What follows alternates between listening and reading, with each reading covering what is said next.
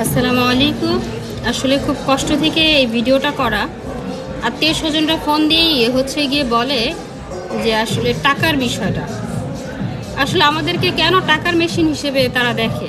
আসলে কেউ তো কখনো ফোন দিয়ে জিজ্ঞেস করতে পারে, ভালো মন্দ আমাদেরকে জিজ্ঞেস করতে পারে, আমরা খাইছি কিনা, ভালো আছি কিনা, আদৌ আমরা ভালোভাবে ঠিকভাবে ঘুমাইতে পারি কিনা। এই যে প্রত্যেকটা বিদেশি যত প্রবাসী ভাই বোনরা আছে, এদের মানে এতটা তুচ্ছ চোখে কেন দেখা হয়?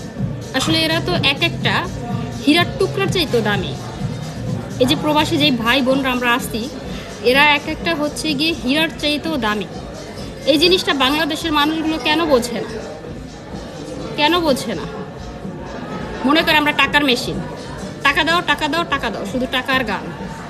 তো দয়া করে আমাদেরকে একটু রেসপেক্ট করেন, আমরা আদৌ ভালো আছি কিনা সেটা জিজ্ঞেস করেন, তারপরে যেটা বলার বলবেন। আমরা অবশ্যই ফ্যামিলির জন্যই এত কষ্ট করি, আত্মীয় স্বজনদের জন্যই কষ্ট করি, আমাদের জন্য, বিশেষ করে এই প্রবাসী ভাই বোনদের জন্য বাংলাদেশটা এত ভালো আছে, এত সচ্ছল আছে। এই রেভিডেন্স পাঠায় বিধায়, এই রেভিডেন্স যোদ্ধাদের অ্যাটলিস্ট একটু সম্মান করেন। আমরা কেমন আছি সেটা জানতে চাও। ভালো থাকবেন। অনেক ক্ষিপ্ত হয়ে এই আসলে এই ভিডিওটা করতে চাইনি, বাট করতে বাধ্য ছিলাম। ভালো থাকবেন। আল্লাহ হাফেজ।